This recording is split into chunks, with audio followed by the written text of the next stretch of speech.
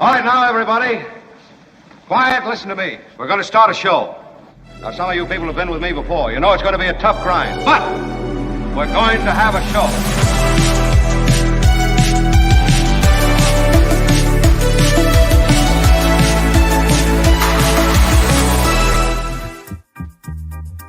Hey, good morning, everybody. Hal Rudnick's back.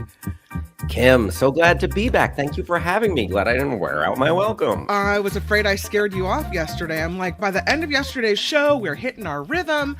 And I'm like, God, I hope he'll come back. Not only are you back today, you're coming back Monday and Tuesday. I'm really excited about it.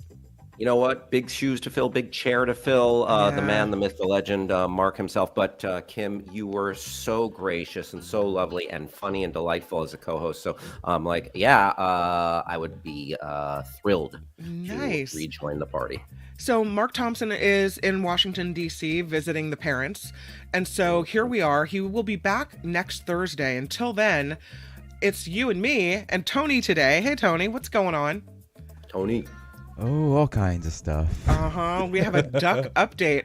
Before we get to the ducks, I wanted to tell you how that I internet stalked you yesterday, which I know makes me look a little, but I'm like, let me find out more about Hal Rudnick. I want to know what's going on with you. And I made my way to your Instagram page where you have a couple pictures posted of your baby daughter, and I have to tell you, she's adorable. I mean, she is just the cuteness meter is off the charts, folks. Absolutely. And, she's lovely, delightful, 8.5 months, little Eden. And my wife's and I's pride and joy. It is parenting, exhausting, but magical at the same time. And just a thrill. I feel very fortunate, she's made me a better person. She makes me want to be a better man, and I feel like I am. I'm a little more selfless, a little less of a selfish jackass. So I was looking at this video you posted where you gave her a lemon, and she bit into the lemon, and the juice shot right into your wife's eye. It was great. Yeah. Yes. I mean, not great for your wife, but, pretty great. But my wife, she totally rolled with it. What are you going to do? She does, little baby doesn't know what she's doing. It was adorable. She was making little bitter lemon faces, but then she wanted more of it. I find myself just, seeing the world a little bit anew through her eyes. There it is. There it is. Cute. Oh, my goodness. Darling. Oh, my Eden is a star. Look at that baby girl. So speaking of, watch that. So speaking of, I know you're right at that moment. Speaking of babies, I saw this story. I would like to commend you for adding to the population because the U.S. fertility rate has dropped to its lowest in a century. Apparently, the birth rate dipping in 2023, according to the CDC. And I thought this was so interesting. They looked at the live births for every 1,000 women aged 15 to 44. They say there were 3.6 million babies born in 2023. And I don't know how they get the 0.4, but it's 54.4 live births for every 1,000 women aged 15 to 24. That's so down. 0.4, is that like, half baby? Half live? What happened there? I don't know. They say it's a 3% drop from the year before. But here's the interesting part of this study. They then looked at the age brackets of women. So the good news is that the teen birth rate reached another record low. We love it. Good. Only 13 births per 1,000 females 15 to 19 years old. So that's 79% lower than it was at the most recent peak from 1991. So that teen birth rate down. Bad news, though, for the classic MTV franchise, Teen Mom. Exactly. That what are they going to do? Makes casting that much harder, and being in entertainment, the casting people, good luck. God bless. Let's all say a little prayer for the Teen Mom casting folks. Yep. It's not surprising that most women had babies in their early to mid 30s. But the births shifted to older mothers. I don't know if this is a phenomenon you're seeing, but older age groups saw smaller decreases in birth rates. So the birth rate, the highest among women aged 30 to 34, 95 births for every 1,000 women in this group. Women 40 and older, the only group to see an increase in the birth rate.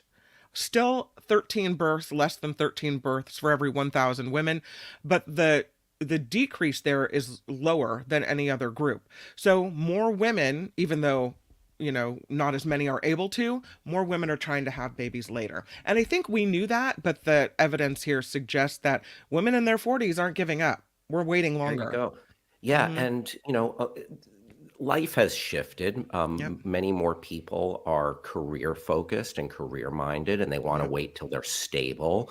So I think that has something to do with it. Also, lower birth rates in general and lower fertility, just bring, men and sperm count into the equation.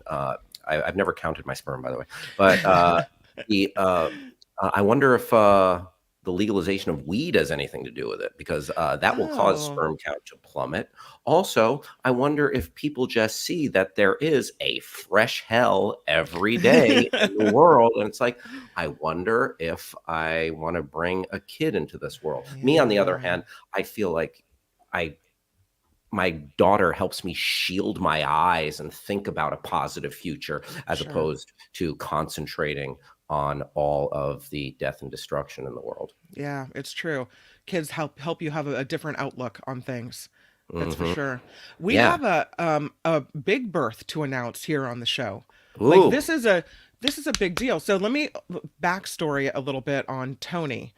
Tony, our amazing engineer, he has a beautiful swimming pool in his backyard, and we had these ducks lay eggs right next to the pool. This mama duck roosting right next to the pool. There she is. And he was pretty concerned because he knows that there's the eggs. Look at them. There's 10 of them, right, Tony? There were actually 11 eggs. 11 eggs. And there was a picture of Dad. Tony, good for you. Good for you for not making a duck omelet. No. It would have been balut, right? Balut. So he knows, because he's looked into this, that when a duck sets up shop right next to your swimming pool, it can wreak havoc on the swimming pool. So he's been really stressed trying to figure out, like, how can I keep these ducks from my pool? And then I think you kind of resigned yourself to the fact this is happening, right, Tony? Migratory bird act says I cannot touch them until they hatch. And do we have a hatching? As of yesterday. Look at the baby duckies. So cute. Little ducklings. Oh my gosh. So here's the problem. There's 11 of them? 10 hatched, 1 didn't. Okay. So tell me what's going on. So yesterday I realized my coping is too tall. They can't get out. Basically, I have about a 6-inch drop from the to the water to the sidewalk, because it's a 4-inch bull nose they did on that coping. Babies can't get out of that, and I built them a little step, and they didn't want to use it, and Mama didn't want to use it. They only wanted to get out right where the nest was. Okay. So I tried to make a little floating raft. That wasn't working. So now I'm because this is totally sane. I'm yelling at the mom in my backyard with the pool net, going, "You stupid! Why did you build here? You could have built, they can't get out. There's no food here. There's a lake up the street." And I'm all, I know what I'm going to do. So I caught them all in a net. Okay. Got the mom in the net, put them in a box, took them in a car, and brought them to a lake right by me called Lake Laguna. Okay. You've relocated them. Yes. It looks like that. Did you put the nest in there too? Yes. Everything. Just moved. Everything. A little shift. We went. Right. And I took them there. And Tony, you are a good Samaritan. Mm-hmm. You deserve a PETA medal of recognition. This is a much better place for them. There's food. It is. The water doesn't have chemicals in it because a pool is a pool. Yeah, it's going to be actual wildlife, but it's actually, like I said, it's in a neighborhood. It's literally surrounded by houses. It's a man-made lake. It's Yeah. been there since the 40s, I want to say, or 30s. So it's So a very nice technically, is place. that illegal because you moved them from their? No, because they Okay. hatched. Once they've hatched. Kim, don't be a narc. I'm not I trying was to told be a it was narc. okay. I'm just saying, like, I thought You're it trying was. to get- We had the you're trying to get Migratory Tony- Bird Act. Don't So- get Tony busted for illegal duck movement. to catch the illegal babies- duck transport. We're gonna have to call David Katz and have you represented. Yes. What I think is you could make the argument that you were actually doing God's work by saving them, right? Yes. Because they couldn't get out of your pool. You were worried about the safety of the little ducklings. There's no food. Like we There's said with no what's up? What Josh? Remember Josh was on. He said like he had to buy duck food for them. Remember? right. And all that. And no, Wasn't he spending? it's not good. Somebody was spending like, I don't know, a lot of money on trying to feed the thousands of dollars trying to No. feed them. No. Uh-oh, Delette Ziegleman Jackson says federal offense. Oh Tony, no. Okay. Are you going to go visit them? Sure. I actually that's the trail I walk on. That's how I knew it was there. I jog Nice. that trail all the time. So Maybe bring some breadcrumbs or like some Maybe. crust. see if they recognize. They probably hate me for moving them. That's the guy that yelled at us in the pool. you.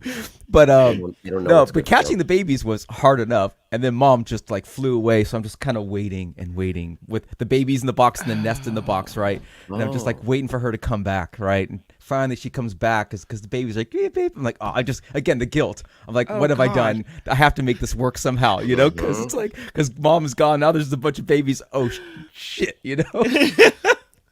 But she came back, and I just had a towel and just threw it on top of the mom. She's got her in the box. Oh God! Everybody in the Closed box. You're out. Closed the box. Now I'm putting the box in my car, and the whole time I'm driving, like trying to like seal the top so it doesn't open. The whole time, I'm like, don't open while I'm driving. Don't open while I'm Oh driving. my God! That That would would've been a I'm just nightmare. picturing Oh, yeah. duck flapping around in the front seat of your car. Like, But either way- Tony, a question from the Sure. fine dining enthusiast. All right. So you had absolutely no thoughts about going the foie gras route? I mean, duck eggs could be sold for a good amount of money, right? And I got Yeah, damages. or, I could you know- have taken 4 or 5 of them to pay for their damages, right? It's pretty inhumane, like the actual making of duck liver. Oh yeah, pate, they foie keep gras. feeding them. Yeah. That's yeah. it. I'm calling our animal activist Karen Dawn on you. No way. Balut, exactly, John. They were already fertilized eggs though, so I don't think that it'll work. The ducks But, survived. The ducklings survived. They're in a better and place. then I put them in. Mom kind of went away for a bit. All the babies went in the water, and then she came back, and they all just went to where some reeds were on the park. And okay, cool. Yeah. Oh, Vivian It wants was- to know, what about the dad duck? Wasn't around. He hadn't been around. He hadn't been around since he tried to kill her because he tried to kill her earlier. Okay. Oh no. Yeah, that's actually a normal thing. Oh God. A commentator says that foie gras is geese, not ducks. well, look I at don't that. know. Huh. I don't. Not I don't sure. hang out I gotta- in fancy places where they serve these things, so I don't know. Yeah, I gotta Google that. My wife is a director, and she made a film. It's available on Amazon and iTunes. I didn't come in intending to plug my No, wife's please, we love it. It's called Love Charlie, and the rise and fall of Chef Charlie Trotter, and he revolutionized fine dining in America, and he actually stopped serving foie gras in his restaurant, but it was a bone of contention because there's like when you go down the rabbit hole, there's a book that came out called The Foie Gras Wars because foie gras is such a controversial topic because it is totally. completely despicable and inhumane the way these animals are treated in order to make this thing for gastronomes to enjoy. Yeah. I thought do we not have a law against it in California? You might very well be right. Yeah, Possibly. I don't know. I think they did. Either way. Yeah. Yeah. Okay, I just Googled it, and foie gras English is a specialty food product made of the liver of a duck or goose. Oh, so it can be either. Okay. Okay. Thank you for the Googling. Nicely done. Yes, you got it. You got it. John says you don't want to see how the sausage is made. Okay, True. I can. Yeah, this is true. Okay, so Tony, thank you for the duck update, and I am. They're here now and not my backyard. I like my backyard. This is much better than my backyard. I feel better that you feel better. That's how. That's how. Oh, I felt so guilty By the while I way, was doing it. I'm like, what? Because I couldn't catch them all. I'm like, oh shit. One more plug. The Surface Spins asked what was the name of the movie. Again, it is Love, Charlie, The Rise and Fall of Chef Charlie Trotter. And one more thing to sweeten the deal. It is currently rated 87% on Rotten Tomatoes. Wow. Not bad. Well done. That's fantastic. Yeah. My wife, Rebecca Halpern, directed that film. That's so exciting that you have a director in the family. Oh, Does yeah. she And try then- to tell you what to do all the time? She's Incessantly. like, no, Hal, I said stand over here. No? For the most part, I'm better for it. She has helped to make me a better human being. There it is. There Love it is. Charlie. That's him, Charlie Awesome. Trotter. He had just a meteoric rise and sort of a tragic end. And, Oh, man. Okay. Changed, what we know as a prefix or tasting menu with several courses. He brought that to America, revolutionized it, brought so much quality and fine dining, vegan and vegetarian cuisine. In addition, he wasn't solely a vegetarian cook, but he just really upped the ante of American fine dining. We have to give Rebecca some love and watch the movie. Love, Charlie. Sounds really good. It's fantastic. I've seen it 50 times. Awesome. Are you so proud of her? I am. I'm very, very lucky, man. Yeah, that's awesome. We have been remiss, my friend, Hal Rudnick. We have Yes, not Ken. asked people to click the like button, nor have we asked people that haven't subscribed to subscribe. I will tell you, it is a great Friday show. I'm really excited that you're here for Friday Fabulous Florida. It's going to be really fun. Yes. Where we check in on the fine folks in Florida, and they do not disappoint. Every week, there's some wild stories coming out of that state. Albert has put together a great segment. And then we'll welcome Michael Shure to the show, political analyst, journalist. He's always great on politics. And there's a lot to talk about because of the presidential immunity situation, which we'll talk more about that with him. Did you see yesterday that, I don't know if you read any of the transcripts, it's pretty wild. The Trump lawyer argued that he could potentially legally assassinate a rival. I mean, it's absolutely wild what the back and forth is. So Justice Elena Kagan offered some hypotheticals, just trying to see how far the line could be pushed here. Mm-hmm. And she asks Trump's attorney if it would be if a president would be immune from prosecution, say if they, I don't know, sold the country's nuclear secrets to a foreign power. And Sauer said, likely not immune, but if it's structured as an official act, he'd have to be impeached and convicted first. She says, well, how about if the president orders the military to stage a coup? The lawyer says, I think it would depend on the circumstances. I mean, wow. Justice Ketanji Brown then asks, she said, I'm trying to understand what the disincentive is from turning the Oval Office into the seat of criminal activity in this country. This is Ketanji Brown Jackson. She said, if the potential for criminal liability is taken off the table, wouldn't there be a significant risk future presidents would be emboldened to commit crimes in office? Yeah. So, I mean, and at the end of all of this, here's what's likely, is what I understand, is that the likely ruling will be they'll ask the attorneys to separate out Trump's official actions when he was president from his private actions.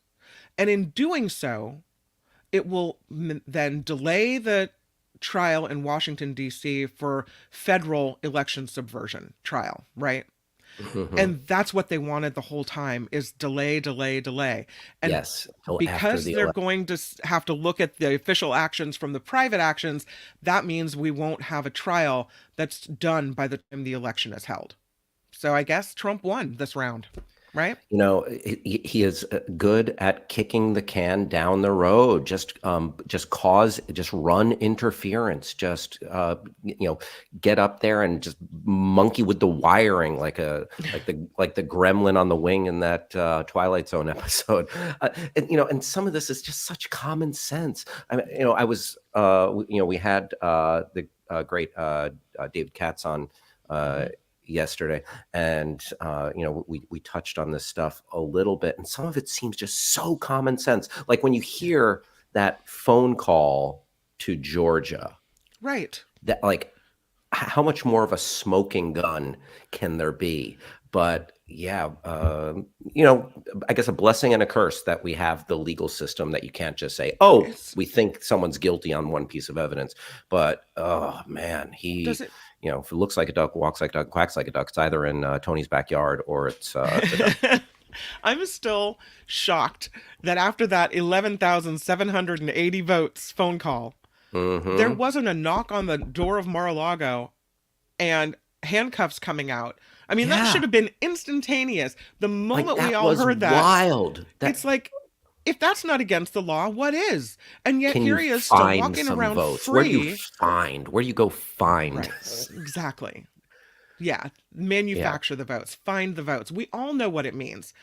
And to have him still walking around free as a bird, not a duck, but a bird, it's crazy. And also, I feel like the same could be said about January 6th. The guy incited a riot. Yeah. And not just any riot. Like, this wasn't a riot at a supermarket. This was a riot at the seat of power, the seat of democracy. He went in and tried to snap the levers off, American democracy. Yes. Wild. Trying to get in the way of an official proceeding, trying to get in the way of the vote. One of the things that stuck with me, I don't know how much you've been paying attention to the coverage of all this, but they had the January 6th hearings, and they talked to some of the people in Arizona in seats of power. And one of them said, I forget the man's name, he's an older man. I think he was a state lawmaker. He said, I got a call from Rudy Giuliani. And he goes, listen, I can't say the things that aren't true. And Giuliani said something, according to this man, like, I don't need you to do anything. I just need you to say stuff that's going to make it so there's a question mark, right? We just need to cause a little chaos. That's all we need. That's the only opening we need. If you put the question mark in the air, we'll slide in and fill in the blanks, right? That's all they wanted, was just to cause chaos. Because if you get the chaos, then you can start talking and people will actually believe what you're saying. If you say it enough. Yeah, I mean, this is, the stuff that I thought happens in, banana republics or, at the hands of a dictator. And, look, just so apt, again, David Katz yesterday making the analogies of Trump being essentially a mob boss and trying to manipulate the elections and use his office to conduct that kind of business. And Rudy Giuliani, how the mighty have fallen. America's mayor to the dripping hair dye, Four Seasons landscaping company press conference, and don't forget his guest starring turn in Borat 2. Oh yeah, that was fantastic. Amazing. If any of this has shown me anything, it's how strong I once thought America was, right? That could never happen here. We have a system in place. We're lucky. We have the Constitution. Our system could never fall because we're hanging by a thread. How fragile it actually is. How all of that confidence in the system was incredibly misplaced. And then if Trump gets elected, and God forbid he's able to put people in the seats of power to control things in the Justice Department to bring down some of the agencies that are the checks and balances, could be very dangerous. Yeah. Well, we'll talk more about it with Michael Shure. Mm-hmm. But I did want to bring up this story that USC is canceling their big graduation. So I saw that. you can they have, depending on what school within USC you are graduating from, they'll still have the smaller ceremonies, but they're not going to have this annual big where everybody comes together and they have a big graduation ceremony. This whole thing kind of started when they canceled the valedictorian speech, saying they were worried about safety. And now with the protests on campus, they're calling off their main commencement ceremony. They had 93 protesters arrested at the USC campus. The students, they say, will still have their names called and get their diplomas at events specific to their academic programs. But that traditional congregation where there's about usually 65,000 guests and students across academic disciplines, that's a goner. They're not going to do it this year. So, yeah, 65,000 people, huge on a huge field, or maybe in the stadium, maybe the LA Coliseum, perhaps, where they play. I'm not sure where they have it, but and commencement speakers. It's become an untenable situation, and it's become politically charged because of what's going on, the nightmare which we touched on yesterday, and we should you need to talk about it. You can't bury your head in the sand, but I don't think it's not black and white. One thing is black and white. The killing and the humanitarian crisis needs to stop, and that what's happening in Gaza right now is horrific. But I think it's from there. It's extremely complicated, like Hamas's role, not Netanyahu's role, and clarity. Like, I was watching a video from a Columbia University student who talked about, he said this, Zionists need to be shot on sight or just killed. And I'm like, okay, that is the extreme of extremes, and fraught with anti-Semitism and just the most dangerous knee-jerk reaction. And people who have a voice, a pulpit, and they incite violence like that, it's just so irresponsible and frightening. And I would like to think that not all the students that are protesting are like that. I would like to think that they're as horrified by the recent news of one of the hostages that was taken from Israel. Yesterday, they had a picture of him. He's still alive, but he had an arm amputated. I mean, that's an atrocity. And so are what's happening to the people in Gaza. But yesterday, we've got two men that are vying to be the next senator from the state of California to fill the late Dianne Feinstein's seat. It's Adam Schiff on the Democratic side and Republican Steve Garvey, right? Yeah, former Dodger. He's been on this show before. Oh, Garvey has. Garvey's been on the show. He yesterday called student protesters terrorists. So, I mean, I don't think that's the... You mentioned that some students are saying some horrible things, right? But I don't necessarily know that that's the case for all of the protesting students. Yeah, again, there's such a danger in making things black and white. And political discourse, we want buzzwords, we want things that are, maybe headline grabbing, especially when you're a candidate and you want to be a bit of a rabble rouser, so you can grab the headlines. But that discourse that doesn't account for this gray area is black and white. Yes, maybe that's apt if you are calling for violence and enacting violence against Jewish community groups and Jewish students, and the other side of the other faction in this debate. But there are people there that just are tired and at wit's end seeing the humanitarian crisis. And it is, like, you're not human if you don't look at what's happening in Gaza and just shed a tear and just cry and like want to bang your head against the wall. It is crazy making. Yeah. I don't know about calling all student protesters terrorists, but that's the stance Garvey is taking.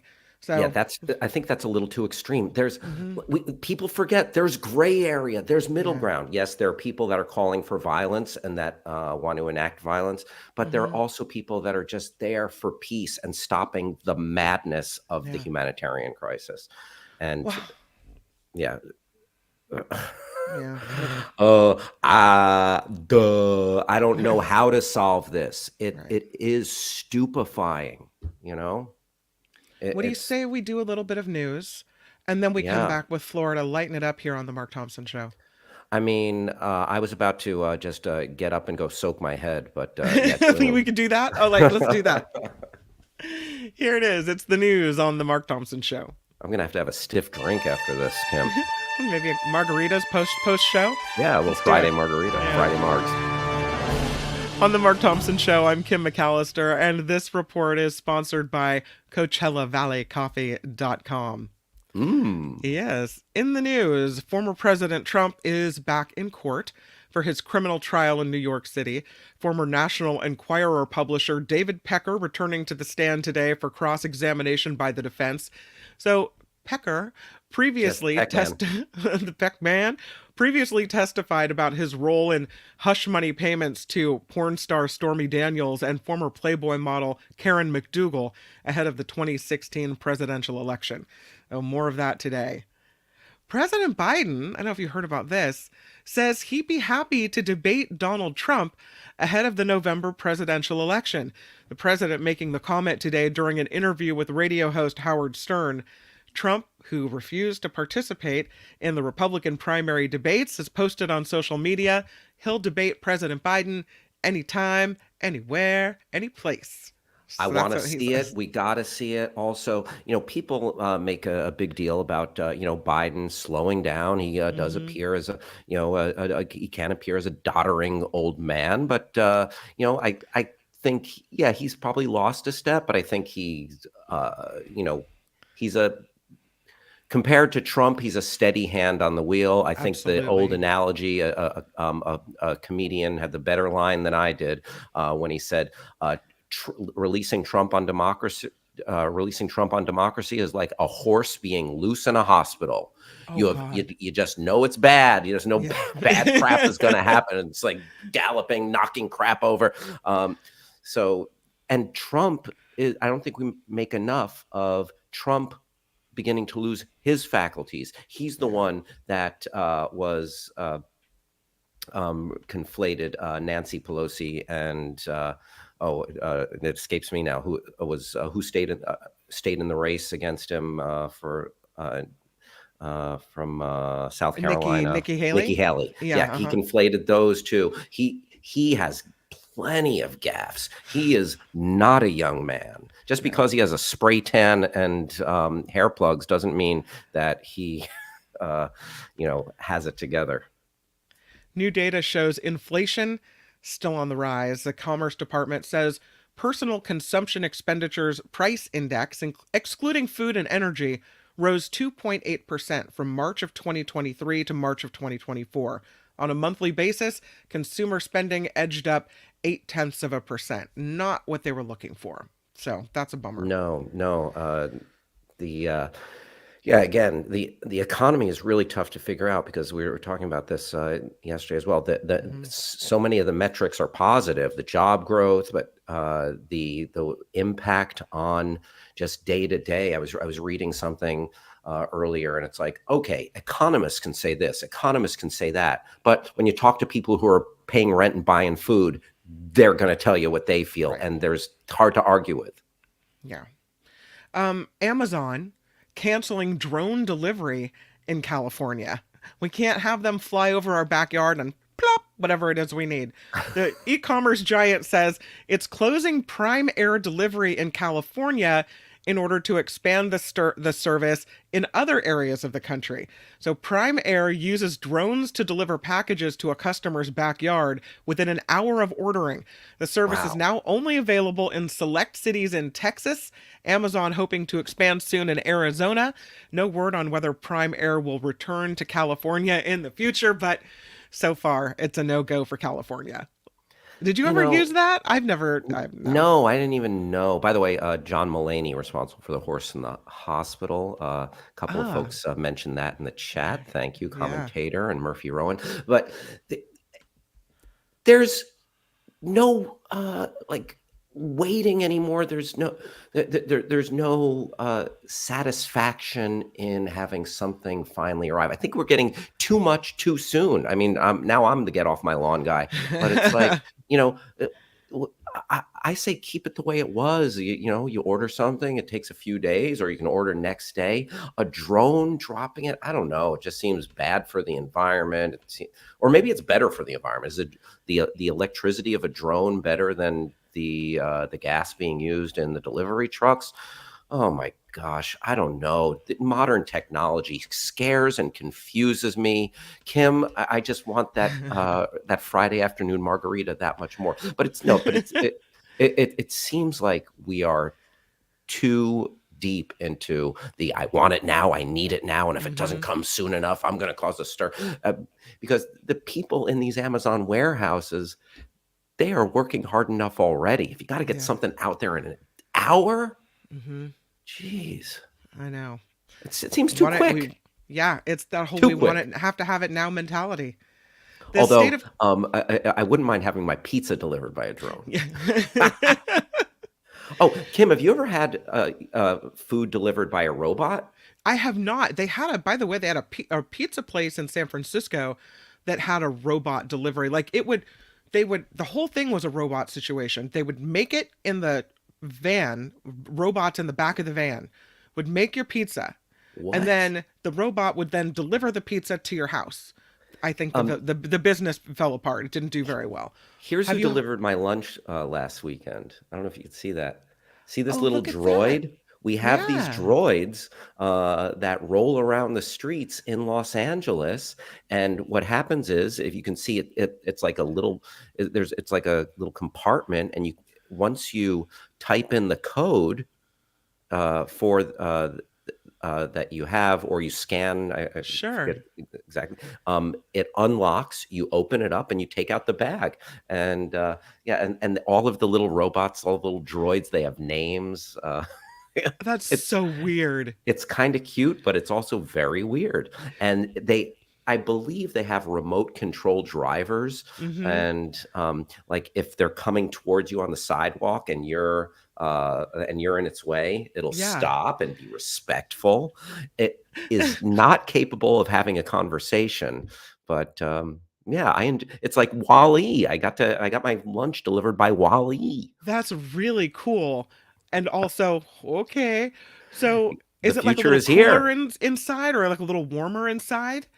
You know, Um, it's like I did I not don't know, feel any I did not feel any temperature. temperature, no, Okay. in there, And but, then so I'm it not won't, sure. I guess you have to walk down to the flat level of the street to get it or the walkway. Yeah, it It rolled up probably, right in front of our home, and, okay. I went out to, get it. It did not try to murder me, did not try to shoot me with a laser or eat me, so, So things yeah. are going well. Mhm. The state of California is celebrating a major clean energy milestone. Governor Gavin Okay. Newsom says California has increased its battery storage capacity more than tenfold, surpassing 10,000 megawatts in just 5 years. He was in Yolo County yesterday to share the news. YOLO. No, you just made that up, come on. Yolo, YOLO. YOLO. Yeah, no. Like, if you love to party, you gotta live in YOLO County. It was that's where UC Davis is located. It was God. an Earth Week. Now instead of Earth Day, I guess we're stretching it out to Earth Week. Adding batteries not only help maintain a clean, reliable power grid, but put the state on track to achieve its goal of 100% clean electricity by 2045. So we're on track to do these Okay. things. Bold goal, bold goal. Let's go there. Let's save the earth. Last story I've here. got a daughter, damn it. I've got an That's right. 8-month-old daughter. Time to save the planet. Yes. There's a I didn't new, care about it before. but now, I was fiddling while Rome burned, but now I got a sure. daughter. Oh, okay. Your perspective has changed. Yes, A new paradigm shift. survey is ranking the best cities to enjoy marijuana. Mm, Lawn Starter, because they do the reliable surveys, okay. found Los Angeles, San Francisco, Las Vegas, Denver, and New York are the top 5 cities for marijuana tourism, which compared 300 of the biggest U.S. cities where recreational marijuana use is legal. So it based the determination off 6 categories, including everything from access to munchie relief. According to industry analysts, the economic impact generated by regulated marijuana sales could top $112 billion this year, which is 12% more than last year. Projections are the best estimates, as the industry is governed by a patchwork of state regulations and remains illegal under federal law. So, the availability of munchies going up, but as we established at the top of the show, fertility going down. But it is interesting. All of the cities they mentioned, good late night food cities. New York, Vegas, open 24/7, baby.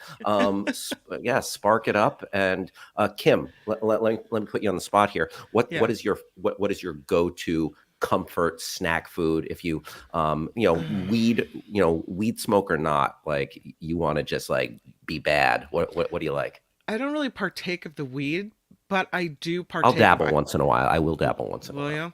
Yeah. I do have a weakness for late night ice cream and rom-coms. So, you eat your ice cream while you're watching the rom-com, that I can get behind. Yeah. I love that. That. What about you? What's your go-to? I mean, I love pizza. Love pizza. I really like dipping a chip. So chips in sour cream and onion dip. Okay. Oh man, that's good stuff. And fried chicken sandwiches. I love chicken sandwiches. And hot chicken. Oh, give me that Nashville hot. There is a resurgence in Nashville hot chicken sandwich. Like they're popping up all over. Shout out Howlin' Ray's. Shout out Dave's Hot Chicken here in Los Angeles. Look at you. Love it. How in the hot chicken? This report sponsored by CoachellaValleyCoffee.com. Speaking of my go-to, I've got my Coachella Valley Coffee tea, and I talked to Cliff at Coachella Valley Coffee last night about this new tea that I ordered because Mark and Courtney say it's really good, and it's the mint with sugar date crystals. And I wanted to know, is there sugar content in it? Like how many grams of sugar per cup? And he's like, I don't know. I'm like, okay, well, because I was trying on this kick, I have been for years, that I'll eat the sugar with the ice cream, but I don't drink sugar drinks. All right. Yeah. Same. So, I cut that out. I like to enjoy. I will drink soda once in a while if I'm getting pizza? A burger or maybe with pizza, but I love it at the movie theater. Okay. Movie theater popcorn and soda. Oh, forget it. So I asked him, is there sugar in it? And he goes, yeah, there's sugar in it, but I don't know how much. He goes, it is very sweet. He goes, so if you're used to having drinks that don't have any sugar, it might be a little too sweet for you. But I ordered it anyway. I'm going to try it. At least now I know there's, it is sugar content in it. They do have a ginger mint tea, which is amazing. And I had to order more of the vanilla. The vanilla tea is so, so good. Mark loves the Ocotillo espresso, the El Gato, best coffee he's ever had. Honestly, the best tea I've ever had. I've had to go back for more. You are selling me on this. Oh, I should be. I'm not lying. I drink coffee first thing in the morning, and then I re-up. I have a coffee in the afternoon. I was at a doctor's appointment, and like they were taking just a standard test, and I was saying I do drink a lot of coffee, and they said, how many cups do you drink? And I said 5 a day, and he said, whoa, you said that so casually, and I'm like, I thought I would cut down. Is 5 cups a lot? Apparently, yes. Maybe 2 or 3 would be normal. 5's a lot. Okay. I need to. I need to tick down. I need to tick down. Yeah. But I will say, I'm not lying when I say CoachellaValleyCoffee.com is truly amazing. I'm telling you, this is my 3rd order now that I had to go back. Please make sure if you do order that you put in Mark T, no spaces, Mark T at checkout. You get your 10% off. CoachellaValleyCoffee.com. I'm Kim McAllister. Order some. I'm telling you, order some. It's super, super good. I'm Kim McAllister. This is The Mark Thompson Show. The Mark Thompson Show. It was was great. I loved it. How would you handle this? We could try ignoring it, sir. Morning. You cannot say you love your country. Where are my weed smokers at? Stay at home and get baked. I should say I'm Kim McAllister, and this is Hal Rudnick, and this is the Mark Thompson Show. Tony. Walter says 5 cups is easy. Grady Kincaid says, I bust out 5 cups and I'm 54. No problems here. Also free of all meds. Yes, Grady, keep it med free. Right on. Let's do it, Tony. How about Friday Fabulous Florida? It's time for Friday Fabulous Florida. There is a gigantic alligator in my kitchen. A look at the weirdest stories from our weirdest state. Kick it off, Hal, with a Florida man who allegedly attacks and shoots a Good Samaritan during a squabble over McDonald's sauce. Mm-hmm. No. Yeah, I mean, the sauce is really important. You know, sometimes you got to fight for this. This Florida man arrested last week after he allegedly attacked and shot a Good Samaritan after he didn't get sauce from McDonald's. Here he is, 48-year-old Wesley Bullock, arrested and charged with aggravated battery and burglary after this incident that unfolded in Zephyrilus, Florida. According to an affidavit, police called to the McDonald's on Gall Boulevard for this shooting. When they arrived, they learned Bullock had gotten into a fight with another customer trying to help the drive-thru employee that Bullock was screaming at. The victim said he saw Bullock in the drive-thru on foot, screaming, cursing at the employee because he didn't get any sauce with his order. That's when the victim went up to Bullock and asked him to calm down. You know, when you say calm down to somebody, that just makes them even freak out more. Oh, Bullock yeah. Never, fellas, never tell your wife to calm down. No, you tell me to calm down. Bullock responded by allegedly grabbing his throat and punching him, triggering a fight that was eventually broken up by another McDonald's employee. The two men then got into their respective vehicles and drove away. The victim, making his way to a nearby speed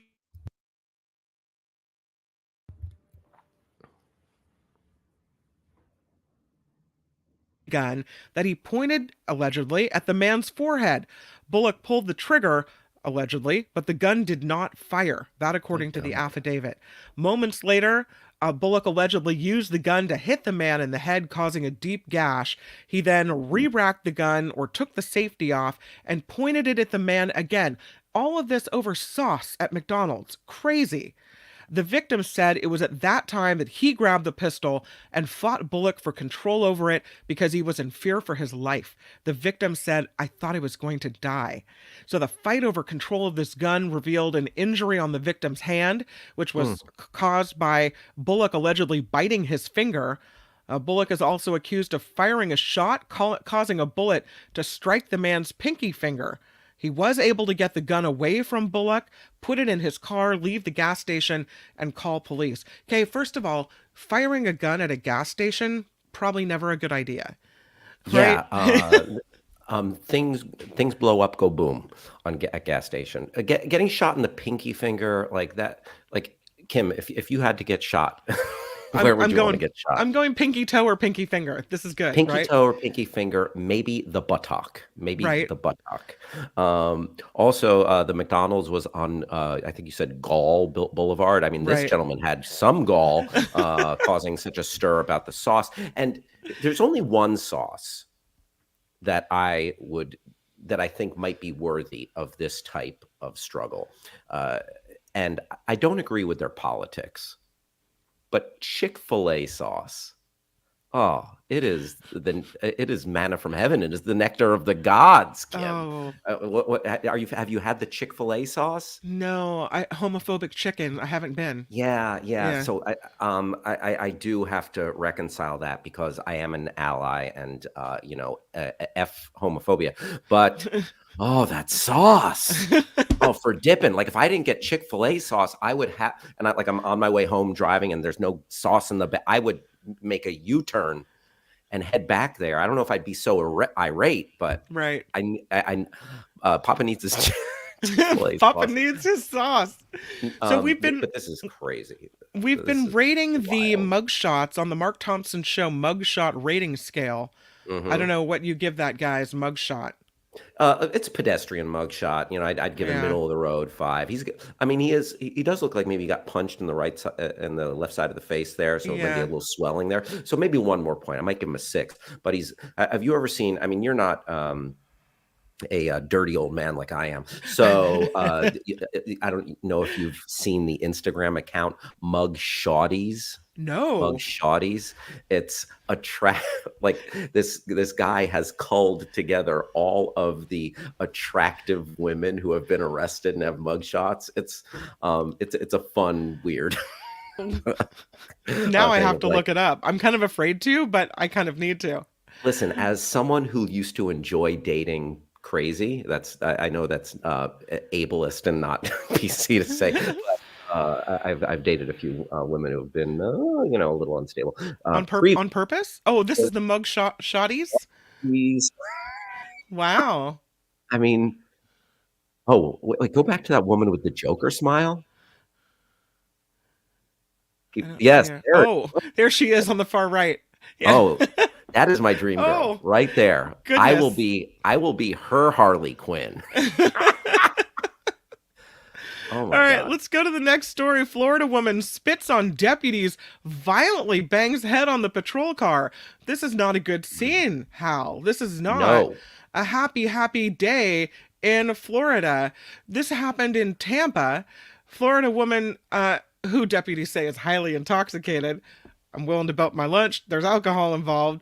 Spit on deputies, banged her head on the patrol vehicle after being detained. Here she is kind of freaking out there. The Flagler County Sheriff's Office responds to a duplex on Faraday Lane in Palm Coast on Friday regarding this report of an intoxicated woman. Her name, Julia Jones. She was seen on the body cam struggling to stand upright and remain balanced. She was asked to stand near the vehicle to keep from, look at her babbling and freaking out. She was asked to stand near the vehicle to keep from swaying into oncoming traffic, and she asked the deputy, "Where's your freaking camera, yo?" A deputy responds, "Yo, it's right here," while pointing to his body camera. Yeah. In the video, the deputy tells her back up as she becomes aggravated, begins to scream. Another responding deputy attempts to read her rights. She becomes belligerent. At one point, she spits on the deputies as they're trying to get her into the car. 3 pills containing acetaminophen and hydrocodone were discovered during the search of her backpack. She was arrested on charges of disorderly intoxication, battery on a law enforcement officer, and possession of hydrocodone. So, I like her fashion sense. She's rocking the Betty Boop t-shirt. She's got her Skechers. She's just like casual, chill. She just wanted to pop some pills, throw back some drinks, and enjoy an unhinged afternoon in Florida. I think, isn't that like the right of all Floridians to get fully unhinged? Certainly. And these deputies come and get in her way. Is this rock bottom? I mean, is this where you see yourself on the cam, the dash cam or the body cam footage, and you see yourself acting like this and you're like, okay, listen, I think I got a problem? Some people would see that after the fact and say, wow, I've made a complete fool of myself. I need to reevaluate all my choices. Right. And some people would watch that afterwards and say, I'm famous, bitches. So I think she might be the latter. I think she might be the latter. Oh, Julia. Oh, Julia. Get it together. A Florida man says his mother's ashes were returned to his mailbox after they were stolen out of his car. Or after his car was stolen. Apparently, a thief felt bad. This happened in Winter Haven, Florida. A Florida man said his custom car was stolen while he was asleep on Monday. That's a pretty nice ride there. Mm-hmm. The vehicle, though, contains something irreplaceable, his mother's ashes. Yeah. Mm-hmm. Oh, wow. God Larry bless Carter. This thief. What, say again? God bless this thief. Exactly. Larry Carter Jr. says he can't believe he slept through it all. He believes someone broke into his 2023 limited edition Dodge Charger SRT Hellcat Red Eye jailbreak. That's a long name for a car. And rolled the vehicle out of his Winter Haven neighborhood before starting the engine. He said, "I ain't hear no horn, nothing. Car didn't crank. I would have heard it." A sign on the back windshield said, "In loving memory of Lorena Leonard." That's Carter's late mother. You can vaguely see the sticker on the back. Yeah. He said, so the mom passed away in March of 2019. "It was meant for her," he said. "That's the main reason I got that car, because of her, to represent her." He said he didn't drive the car often, but he always made sure to bring his mom's ashes whenever he did. And he kept some of the ashes in the cup holder. A little weird. They were stolen on Monday.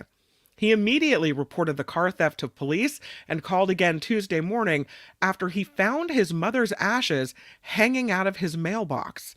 "Good thing," he said, "they brought it back because that car was special for her. So without having her ashes, I felt like I'm a failure."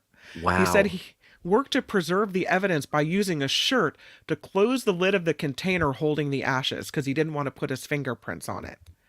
So the officers came out, collected the evidence. He's still holding out hope that he'll get this car back, but at least he has his mother's ashes. This is simultaneously very weird, but also sweet that he would get this car, and someone in the chat called it a rolling memorial for his mother. John Watson says it's a rolling memorial. But speaking of ashes, Kim, if you don't mind, if I could share just a quick anecdote. Please. 8 years or so after my father's passing, and my father was, he had plenty of faults, and it took me a long time to get to love him unconditionally. But my brothers and I have two half brothers who are both 10 years older than me or so.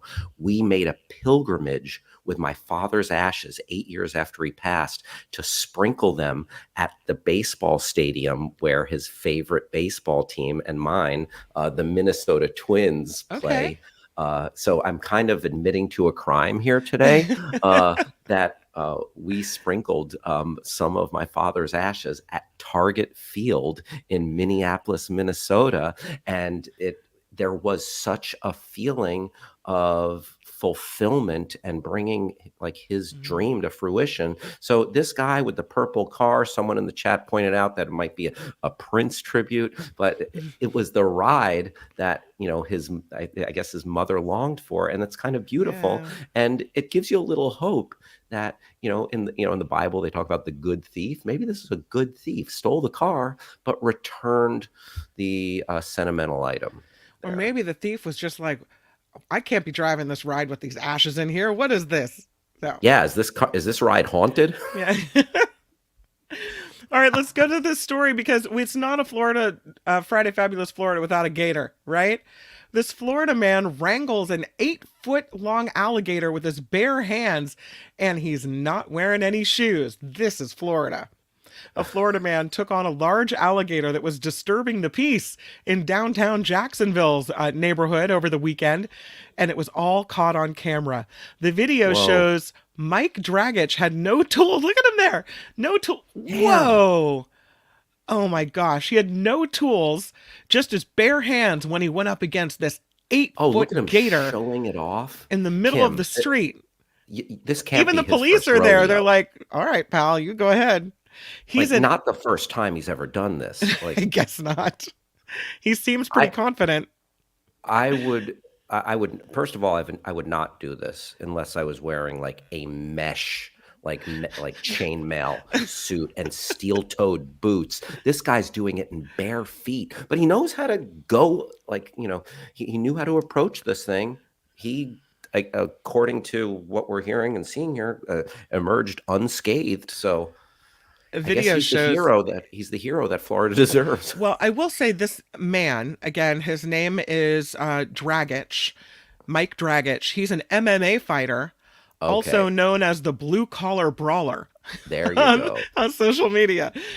He went viral last June when he captured another alligator found in a parking lot near an elementary school in Jacksonville. So you're correct in your assumption that this has happened before.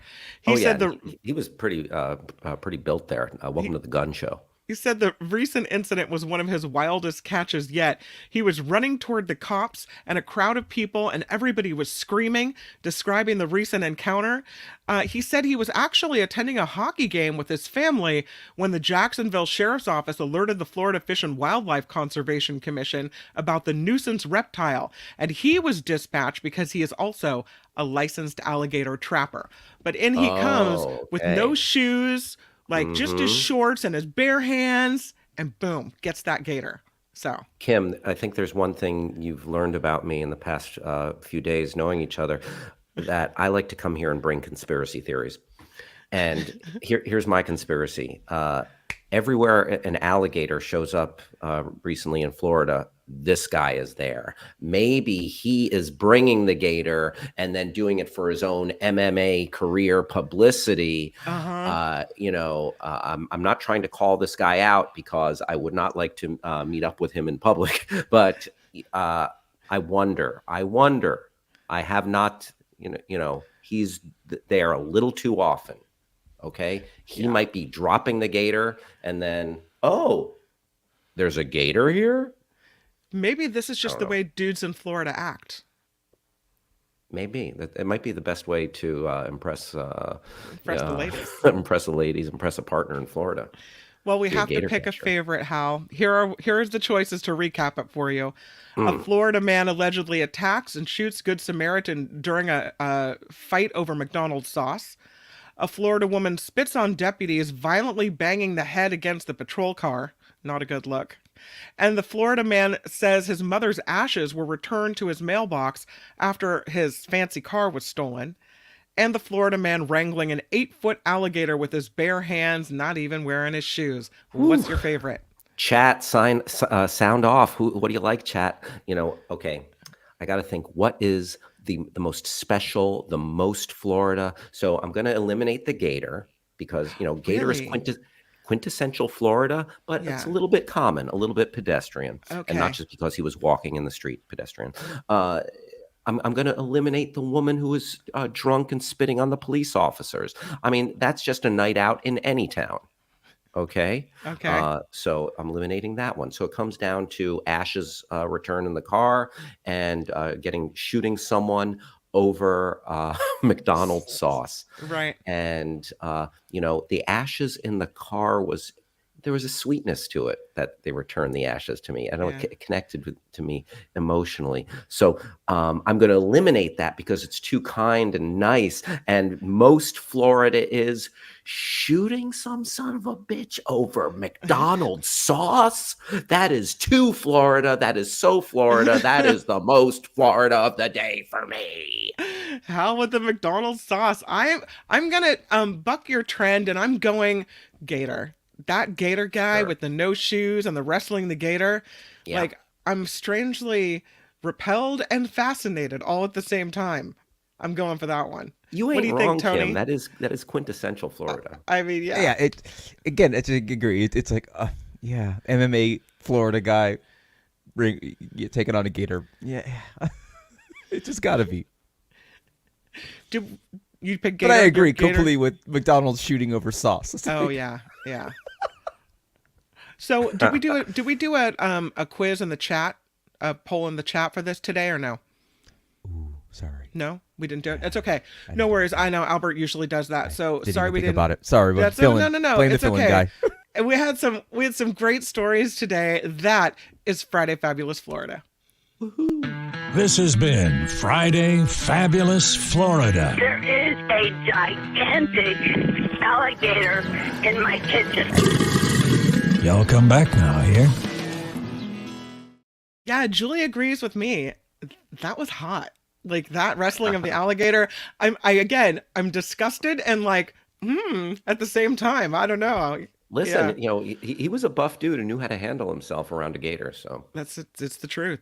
Let's talk about politics. Let's talk about the Trump trial. Let's talk about all these things that Michael Shure is an expert on. He's a journalist. He's a political analyst. He's a friend of the show.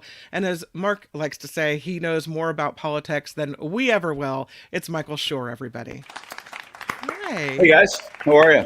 Thanks I didn't for want to coming say in that today. I've forgotten more about politics. Oh, you've forgotten more about politics than we'll ever know. Yeah. You'd think I would know that. Say that. So I like what you said. Yeah. Oh, well, yeah, you know more about politics than any of us ever will because of your big man brain over there. I don't know if that's a compliment. Let's talk about what's going on with Trump. This Trump trial is really interesting. We got David Pecker back on the stand today and making this case about the hush money payments and how it's tied to trying to influence an election. What are your thoughts about what you've seen so far?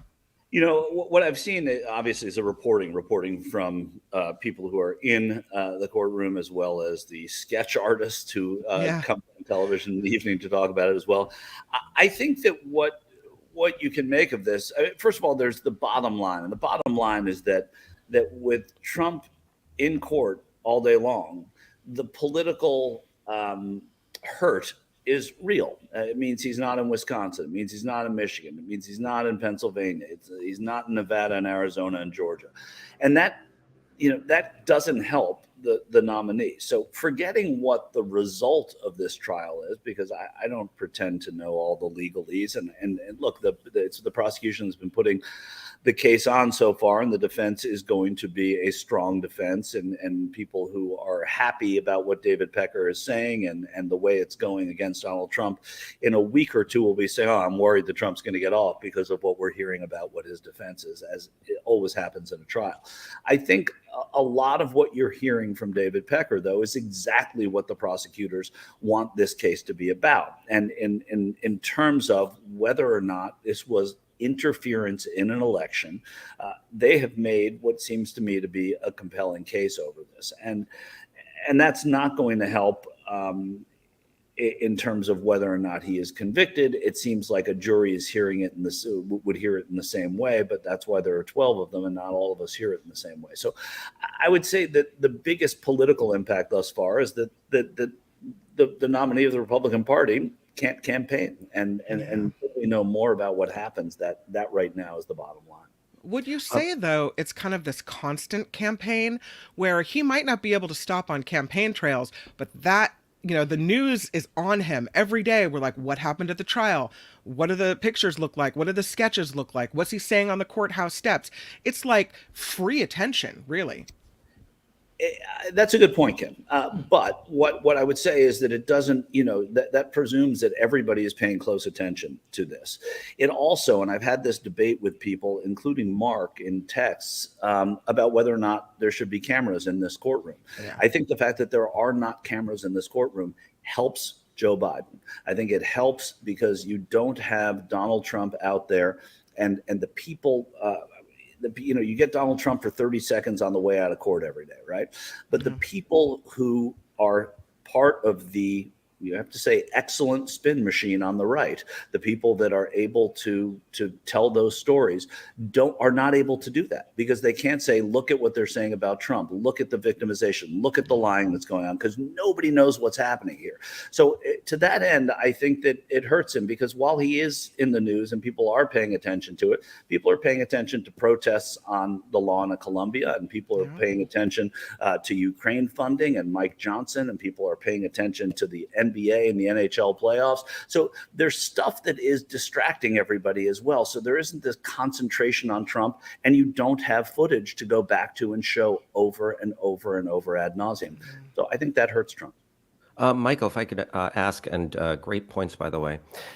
Do you think Trump is getting special treatment in not being held in contempt for his disparaging remarks about lawyers, about the process? I know he's been warned, but it seems like, a mere mortal who is not a former president would have been slammed with just various penalties and or jailed by now for interrupting or throwing a wrench into the legal proceeding. Yeah, I think it's a really good point, Hal. I think that he probably is. But by the same token, we wouldn't know and we wouldn't be paying such close attention to anybody else. I think that this judge, by threatening it constantly, by putting these gag orders in, by having these gag orders upheld on appeal, I have to say that in a way is the contempt in which he has been held. I don't think that sort of jailing him overnight or finding him $400 or whatever is going to make as much of an impact as the constancy of pointing out that he is doing this. And it will affect, perhaps if he is found guilty, maybe that will affect sentencing in some way. My tendency is to think that even if he is found guilty, he's not going to get jail time. But he will be found guilty. He'll be a felon and all of that. But again, I think other people might have been given jail time, but I'm jumping ahead and I'm just guessing on that. But I see what you're saying.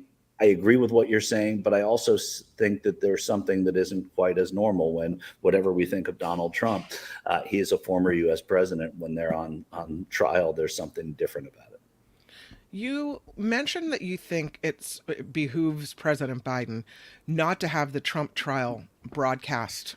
But I wonder if it deprives the American people of seeing Trump as a criminal defendant sitting at that table, right? Because the image of him, if we're really forced to look at the pictures over and over again, a live picture of him sitting where the criminals sit makes a statement. It does, but again, who does that serve? Everybody who has their mind made up about what Donald Trump is has their mind made up. Michael, it serves me. It serves you, Tim, and there's a pleasure to it, a perverse pleasure that a lot of people would get over it, a Schadenfreude, whatever it is. Yeah. I mean, I think Schadenfreude actually is wrong because I think Schadenfreude has to do with someone you actually like having something bad happen to them, or maybe you get pleasure out of pain. I'm not sure on that, but the point is, we know that that's what's happening. We see sketches of it. By keeping his image as a victim, let's go to the other side, as a victim out of it, I think is a very important thing because they are very good at pointing out how Donald Trump is a victim on the right, how he is going through something he should not go through. Look what he's being put through. Look at the lies this prosecutor is saying every day. Look at how this judge, how about the judge? Remember when we all watched O.J. Simpson's trial, the judge was excoriated for the kind of treatment he was giving, Lancito giving to O.J. Simpson and the others. So if they see a judge being particularly harsh, going back to what Hal just said, if they see a judge holding him in contempt, they're going to say, oh my God, look what they're doing to our man, to Donald Trump. Victimizing Donald Trump is not something that would help Joe Biden. And I think that the absence of cameras there is a real debate. I think the absence of cameras there ensures that that's not going to happen to the degree it otherwise would. Let's move to this presidential immunity hearing before the Supreme Court. And yesterday, it got really wild. We were talking a little bit earlier about how they were kind of going over the what ifs. And some Supreme Court justices were saying, well, what if he did this? And what if he did that? And the things were outrageous. Like, what if he planned a coup? What if he assassinated a rival? Like, these are wild, what ifs. And the Trump attorneys were like, well, yeah, that might rise to the it's okay under presidential immunity. And yet still, it looks like the Supreme Court might actually have some type of presidential immunity that they say is allowed. Yeah, it doesn't look like they're going to go with blanket. And I hate reading their tea leaves because very often these justices question the attorneys and the Solicitor General and anybody who's party to a case in extremes. They ask things that they don't necessarily agree with, don't necessarily agree with. as a necessity for making their decision. So Sure. Very often you do get surprises, but this court is a conservative court. And it seemed from the questioning yesterday, I think we all would agree that it looked like it was that some of the conservatives were considering some kind of presidential immunity here, if not blanket immunity, or at least sending it back to the courts, which would, to the lower courts, which would delay everything and probably push this out past the election, which is what's discomforting to a lot of people. But I think that, man, like these people who are talking about these extremes, right? That the Second Amendment is an extreme. These are the people that listen to the Second Amendment about forming a militia against the government, right? And so these are the same types of people who are going to look at these extremes of what if they, what if something were to happen to the president, or what if the president was going to assassinate a rival, and protecting that seems like a really bad idea. But by the same token, there are 9 different opinions there. I was upset by the fact that it looked as if they're not going to just rule out presidential immunity. But I'm interested to hear, when they make a decision, the people who think that there should be some, what they're trying to preserve. And again, it's a fool's errand to try and guess what's going to happen, but it's also tempting. And judging from yesterday, it seemed pretty clear. But look, it seemed clear in the Obergefell decision, which was the gay marriage decision. I didn't think that was going to go the way it did, based on the questioning in that decision, and it went the other way. So I think we wait, but we're not going to have to wait very long, because they know that this is a pressing issue in an election year. Michael, I have a kind of a big picture question for you. Just, the fact that they're even having to address this in the Supreme Court, the fact that Donald Trump, the culmination of so many things, that he's on trial for a hush money, to a porn star.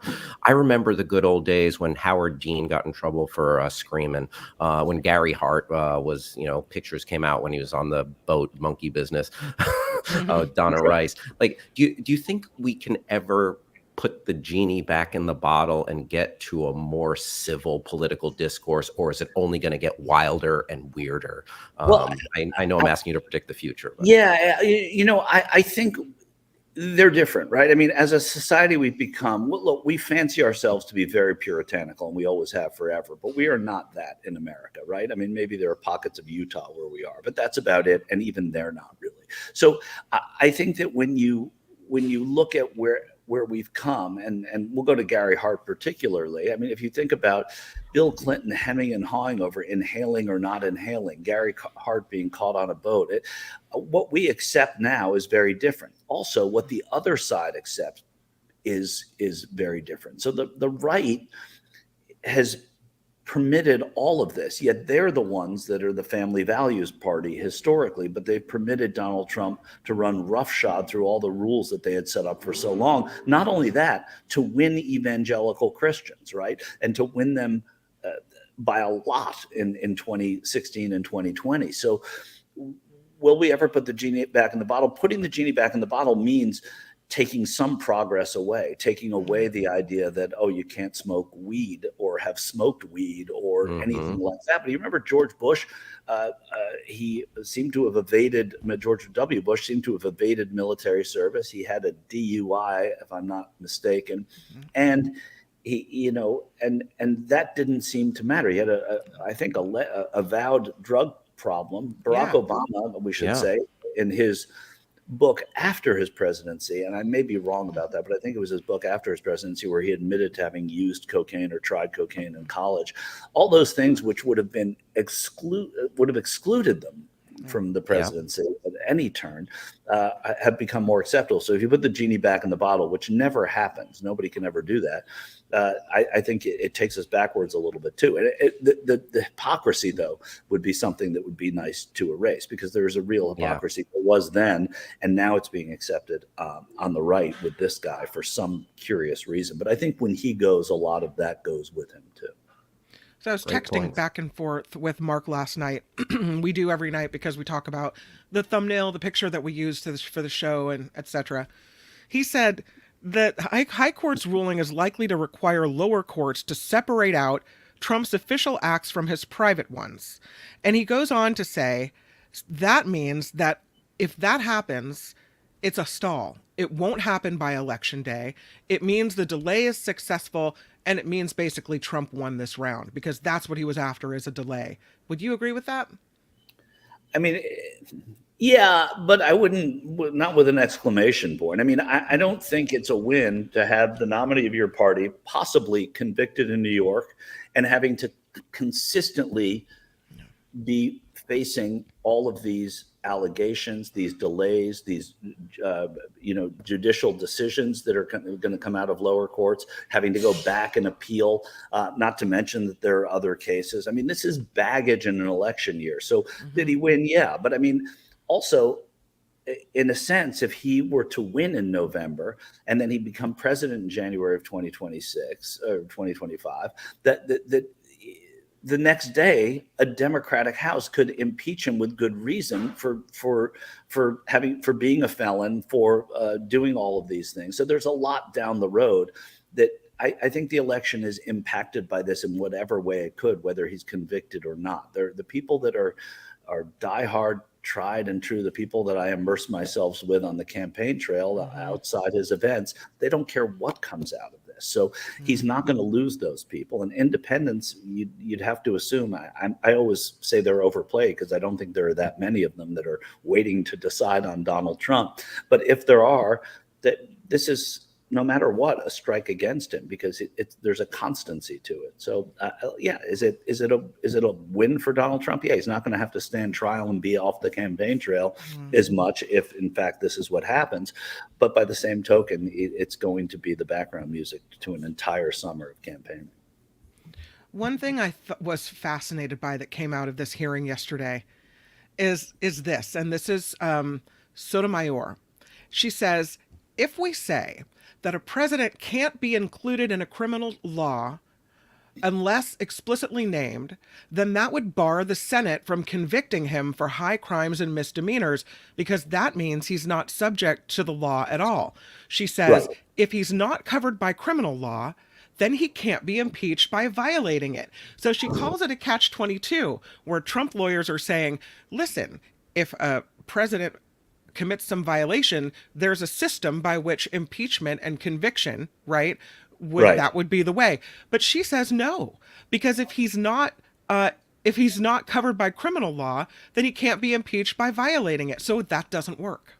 Yeah, it's a good point. I mean, it's not where it makes us all equal except for one person, right? And that's sort of anti-American. And I think that's the point that the prosecutors are trying to make here.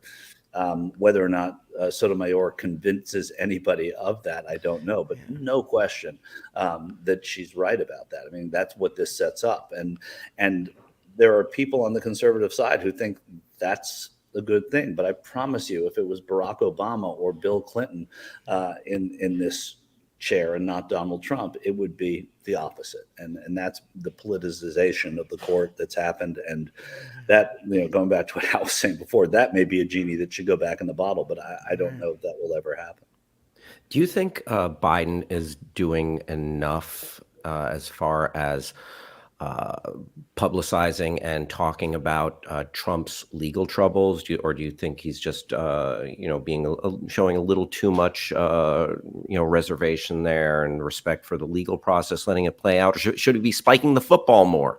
And can I answer this in November? It's a conscious decision their campaign has made to shore up their constituencies in as many places they can, and with as many rulings as they can, from union members, to environmentalists with what they did in Alaska, to students and young people for what they're doing on student loans.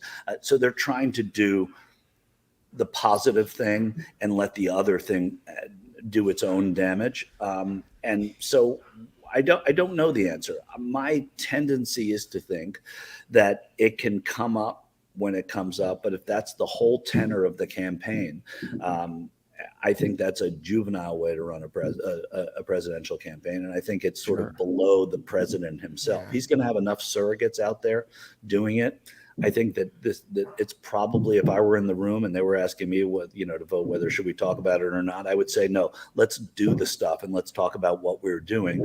And then occasionally we can, drop a remark or a retort or something like that mentions it, do it in a subtle way, a passive way. But I think if that's your campaign, that's not good enough. Right. And if that's I what could piggyback on that. Because Michael, you mentioned courting young people with student loans, et cetera. And we've all seen that some of his support amongst young people, amongst Middle Eastern groups and some people of color is fraying because of U.S. aid to Israel. And, Biden has taken some hardline tactics, but then Israel just got a windfall passed in the House and Senate. So do we see that changing, evolving, and where do you see that going for Biden there? Because that's pretty big. I think if he were in a vibrant primary, that it would have made a huge difference. I think it's lucky for him that he is not. I think in a general election against somebody who put in a Muslim ban, against somebody who has shown no real deference to African Americans, though he says it, I think that then it would hurt more. I think what Biden has to do is he has to make sure that Black voters show up. I think that any presidential campaign that counts on the young voters is misguided. Young voters don't vote as much, right? They're just, we know for whatever reason, they're the ones that are on the lawns at these universities. They're the ones that are in the streets complaining about whatever issue is of the moment, yet getting them to the polls is still a challenge. And getting them to the polls when you have two basically octogenarians running for president is even harder. So it's going to be a heavy lift for the president getting normal Democratic constituencies out. What they are counting on, though, is that the Dobbs decision is going to bring enough young female voters out that it will outweigh that. Also, you're going to get some surrogates who are Muslim to be out there for the president and say, look, as much of a hard time as we have with what he's doing in Israel, we know that Trump is the author of the Muslim ban. We know that Trump wants nothing more than to be friends with Israel. So we can weigh our options here and say neither is ideal. But if we're going to have to vote, we're going to vote for the person who is at least trying to hold Israel to task in a way, even if it's spineless or whatever they may see it as. It's not enough. Then I think that will even out. That's an optimistic way of looking at it. And I think it's a good question. It's certainly something Democrats need to wonder about. But they really have to do what they're doing now, which is to make sure that it's get out the vote, get out the people that we rely on every single time, because if we don't get them out, then we're not going to beat them. And they're going to try and get out whoever it is that they need to get out and make sure that they're coming to the polls. So it's a tough spot, but every election's tough. Yeah. I know our Michael Shure time is coming to a close, but I wanted to ask you something that I heard this morning, which was apparently President Biden sat down with Howard Stern and said, yeah, he'd be willing to debate Donald Trump. Do we need a Trump-Biden debate? Do we already kind of know the difference between them? Does it have any value to us? I mean, I haven't heard Howard's interview. Yes, I think we always want the debate. We always should be able to hear what a president says. I think it's an opportunity for President Biden to show that he's on top of these issues and knows what's going on. It's also an opportunity for President Biden to see his opponent make a fool of himself. For Donald Trump, it's an opportunity to have President Biden look too old to be president, to mock him, to do the things that he does, which we have to say he's done to success in the past. So, and I always think it's better to have a debate than to not have a debate, even though we probably do know. I mean, we haven't learned much from debates in a very long time. It's not about what we're going to do when it comes to the Geneva Conventions or how we're going to operate NATO, or whether or not this many million barrels of domestic oil have to. It's never those aren't the headlines the next day. The headlines are always that Mike Pence had a fly on his head, right? But I think seeing these people in action is probably important to the process. And I lied. One last question, because it just popped up on the headlines for CNN. Antony Blinken is telling CNN that the United States has seen evidence of China attempting to influence upcoming U.S. elections. How worried should we be this time around of other countries sticking their fingers in our election pie, and how do we protect ourselves as voters trying to look for the right information?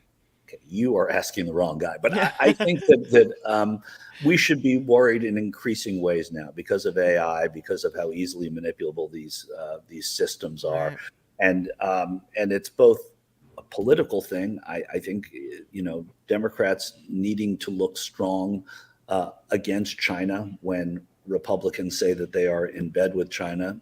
I think so. I think there's a backstory to Blinken doing this, but I also think that it's probably true, and that I think that we are probably subject to more tampering in our election than existed before from foreign agents. But again, like I opened with, you're asking the wrong guy. I really don't know, but that's just me just sitting on the couch saying, yeah, it's probably easier to do it now than it ever was, and we have to make sure that we prevent that as much as we can. Well, I know it's what, the hockey playoffs, so it's a big thing that you had time to join us today. Tonight. Are you a Knicks fan as well? I'm not a big NBA fan. I mean, I was a Knicks fan when I was in New York, but I'm the other sports fan. All right, let's go Rangers. I saw Mark Messier on TV the other night. That guy has not aged. My God, how good does Mess look? He's just like, he can still get out there. Serious and terrifying, all of that. Yeah, it was great. All right. Go Rangers, since the Sharks aren't in it, right? Exactly, since the Sharks aren't in it. But which, by the way, you can put at the end of any NHL conversation. That's sad, Michael Shure. That's sad. Since the Sharks aren't in it, but one day they will. All right, Michael guys. Shure, thank you for being here. You're awesome, and we love you. Have a great afternoon. Thank you, Michael. Bye. Bye, guys. Bye. Michael Shure, everybody. Awesome. We lost Hal Rudnick. There you are. Yes. Good questions, Hal. I love having you along for this. This is really, really fun. Thanks, I'm so Kim. glad No, you're this here. is wonderful, and I'm very thankful that you and Mark have such awesome, knowledgeable guests on. This is amazing. Really, I mean, it's true. From Michael Shure today to David Katz yesterday, pretty good stuff. Next Big brains. up, we're going to talk to Michael Snyder. He, of course, is the culture blaster, and he'll blast his way in here with the movie reviews. He's going to talk about TV today. He's going to talk about sports. He's even got some pop culture to discuss with us. But before we do that, why don't we take another look at news? What do you think? Let's do it. Let's do it.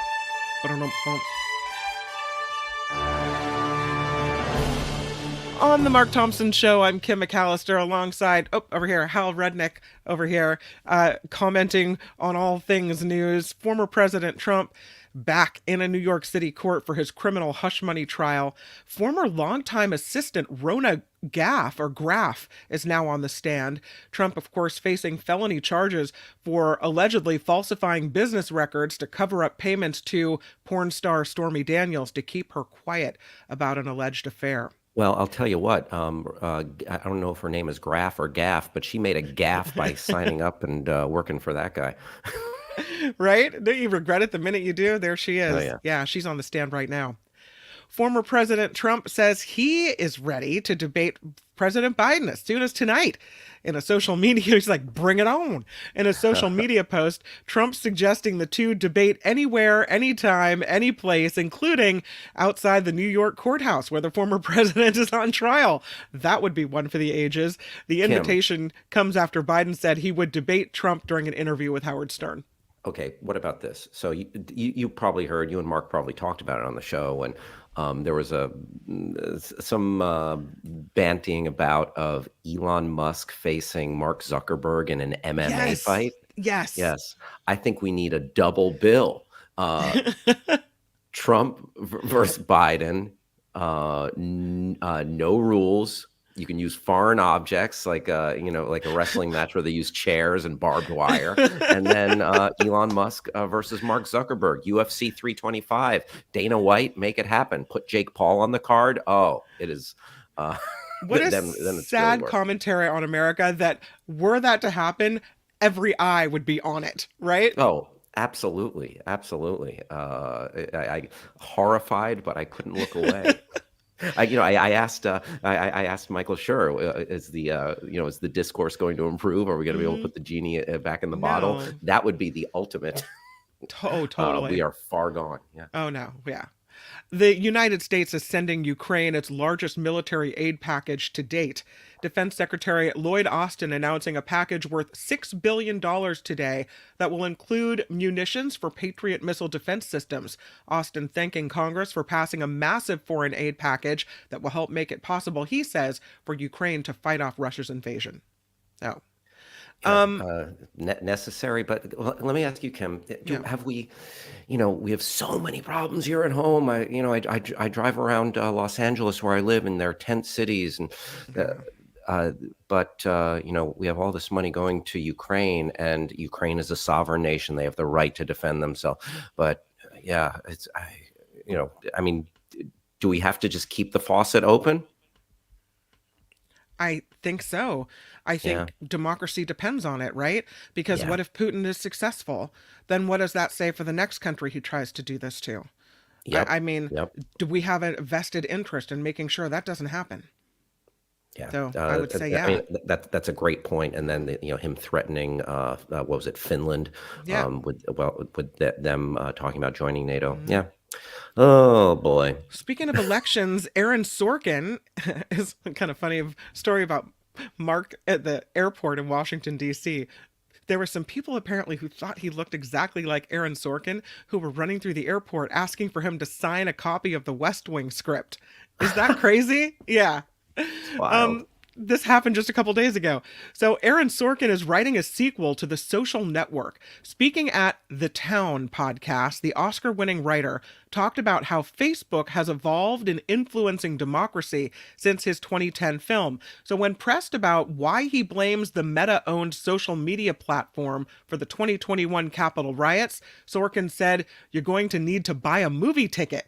The Social Network movie chronicled Mark Zuckerberg's journey as co-founder of Facebook. So again, he's going to write a sequel to that. So that's a good point, because it was a much more innocent time when The Social Network came out. It was just like, it was this thing that was in our lives. Social media was a little more, shiny and new back then, and we didn't realize that. There's, you lift up the rock of social media, and there's just a lot of bugs underneath, leading to some, potentially negative events. Not to end it on a down note, but O.J. Simpson's cause of death is now public. His longtime attorney told TMZ he died of cancer after spending months in hospice, so information we didn't have before. The former football star, of course, acquitted of a high-profile double murder in 1995, first shared his battle with an unspecified cancer in May of 2023. He seemed to suggest that he'd beat the disease, but then was also spotted using a cane to walk before he died at the age of 76. Kim, let me ask you this. You said not to end it on a down note. I'm sorry. Normally I say F cancer. Right. But is it wrong to root for cancer versus OJ? F that guy. He's a murderer who got away with murder. Karma has been coming to him for years. He got arrested for some BS because he imprisoned people in a hotel room and kidnapped them. Listen, I love The Naked Gun. OJ was funny. OJ was a legend. And then he murdered 2 people and got away with it. Team cancer today. Normally, I'm not one to wish ill will on anyone. Otherwise, screw but I'm not cancer. going to disagree with you, right? I'm not going to. Yeah, no, you ended it on upbeat note. Yeah. This report is sponsored by you. This Mark Thompson show is crowdfunded. Please find more information about how you can help support the show at themarkthompsonshow.com. Patreon, PayPal links, all there. And of course, the super chat and the super stickers open here on The Mark Thompson Show. And a huge thank you and shout out to Susan Roberts for a $10 super sticker. We really appreciate that kind of support. So thank you, thank you, thank you. All right. We are going to take a mini break, and we'll be right back with a culture blaster, Michael Snyder. Boom.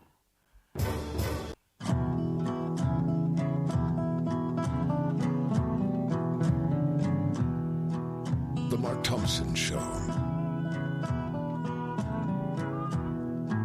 This is Mark Thompson.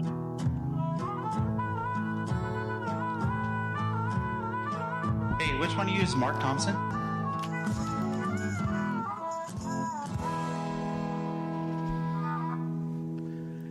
Kim McAllister, Hal Rudnick, filling in for Mark Thompson today, who is in Washington, D.C. with the parents. And I want to bring on Michael Snyder. He comes and goes on a rainbow. I don't have the harp. Where's the harp? Where's my rainbow? Where's Come the on rainbow? now. Where is it, Tony? I can't believe this. Tony's finding it. The ducks ate my rainbow. That's exactly what happened. Oh, no. We don't have the rainbow sound. But Michael Snyder, thank you for sliding in on the rainbow, and welcome to the show. Oh, thank you, Kim. And Mark, you seem so energized with a more youthful verve and wit. Is it Chinese herbs? Are you taking the Chinese herbs, Mark? He comes and goes on a rainbow. There you go. Hal Rudnick here. Great to meet you. Great to chat with you. Same here, buddy. And happy Passover to all our Jewish friends. I am sorry about the matzah, but if you put a little kosher peanut butter and jelly on it, it's not so bad. I find it underrated. I find it's, or maybe I just enjoy eating cardboard. That could be it. That could be it. Hey, speaking of Passover, I kind of wished I passed over the news this week. Apparently, SCOTUS now stands for Seditious Compromisers of the United States. I mean, wow. What is going on in Washington, D.C., my friends? Yeah, we call them MAGA in robes now is what's happening. Craziness. That's just being kind. You want to talk about new movies, everybody? What do you say? Yes. How about The Challengers? Let's do it. Let's serve up our first review, which is coincidentally a movie about tennis and love, not the tennis score. I'm talking romantic triangle here, and competition. It's also the latest from Italian director Luca Guadagnino, and it is called Challengers. I have been enamored with Guadagnino's films since I saw his 2009 drama, I Am Love, which addressed desire in the form of a rich woman cheating on her husband with a suave chef. And no, not Charlie Trotter. And it starred Tilda Swinton as the unfaithful woman. And Swinton would reteam with Luca for my favorite of his movies, 2015's A Bigger Splash. To date, despite these other two cool films, Luca has received the most attention and acclaim for his 2017 feature Call Me By Your Name. Got a little Oscar love for that in the form of nominations. That was a gay romantic drama that paired Timothée Chalamet, it was his breakthrough role, with the notorious Armie Hammer as its central couple. And you know what? Since then, Guadagnino has dabbled in gore, which is kind of crazy. He did a remake of the gory Italian horror classic Suspiria. And then in 2022, he reteamed with Chalamet for Bones and All, which was about a young couple on the road, but it was like a romance with a twist that not for the faint of heart or weak of stomach. And I'm thinking, where is he going to go next? Well, he has exchanged the bloody splatter for a more emotional viscera and come up with what might turn out to be his most widely seen and embraced movie, Challengers. This is about the complicated relationship and romantic entanglement between three tennis prodigies, two guys and the girl who entrances them. And the reason I think Challengers is going to get a lot more eyes on it than his previous work is the presence of rising star Zendaya of HBO's Euphoria and the recent Spider-Man trilogy. She plays Tashi, a whirlwind who moved into coaching when her playing career didn't pan out for reasons. And the two men in the equation are champion on the decline Art, played by Mike Feist from West Side Story, and Has-Been Patrick, played by Josh O'Connor, who you may know from The Crown and the charming TV series The Durrells. He played author Lawrence Durrell. So these guys, Art and Patrick, were best friends as rising tennis players, but they fell out over their competitive nature, which included vying for Tashi's affections. Art eventually married Tashi, who took over managing his career in a ruthlessly efficient fashion, in the wake of her not being able to play at a championship level anymore. There are compelling flashbacks that set all of this up, but in the present day of the movie, Art and Patrick find themselves coming back together in a way, facing off in a make-or-break tournament. So the script by Joshua Kuritzkis doesn't skimp on depicting the effort needed to succeed at the sport, to get to the pros and to excel once you're there. And more importantly, it gives the three actors plenty of meaty scenes together in various configurations, and they are all up to the task. I mean, the guys are great, with O'Connor cementing his ascent as a leading man and faced matching him volley for volley, so to speak. But it's Zendaya, whose mastery of Tashi's passion, her fury and her drive, she's the revelation here. She may be kind of a skinny noodle of a gal, but she is like a fire hose of charisma. In fact, Zendaya is so thin. How thin is she? I have it on good authority that her next two projects are Flavor Straw, the movie, and The Needle and the Haystack. And yes, she'll be playing the needle. All kidding aside, Challengers is a grand slam of a movie. It is in theaters. Have you ever seen Zendaya in anything bad? I mean, she just brings this, I don't know, this kind of, as you say, charisma. You want to watch her, She has an unerring sense of what's going to work for her, I think. Either she or her agent. And in this case, this is truly a wonderful spotlight for her. It shows the range. It shows her magnetism. And I think people are going to enjoy this. Again, it's in theaters right now, and I know it's going to have a life in streaming as well. I think people are really going to take to it. And I love it for Guadagnino, who deserves all the attention. And I mentioned A Bigger Splash, and it is still my favorite of his films, even after having seen this. And it's basically Tilda Swinton is a rock star like Chrissy Hynde meets Bowie meets Jagger, who has voice problems. And so she takes a little time off in a Mediterranean island with her boyfriend, and her ex shows up with what is purportedly her ex's daughter.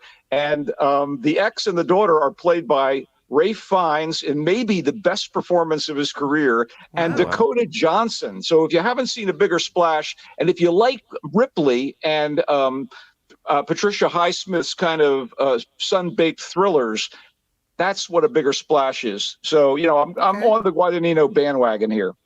Nice. Yeah. Challengers sounds like a great date movie. I mean, do you feel like it's does it have, or will it get couples arguing at the end of the movie?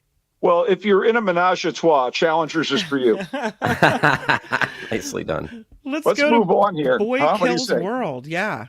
Okay, Boy Kills World, a violent video game sensibility here. It pervades much of what is a frenzied action comedy called Boy Kills World, and is, in fact, the movie's purpose. It's all about that video game violence. And when it's not full-on nonstop punching, kicking, and stabbing martial arts sequences, it's going for hero's journey myth-making. And it's pretty good at what it's trying to do. But, I'd be lying if I didn't admit that the world building, plot, and characterizations are a bit flimsy, and that it becomes a little exhausting after about an hour.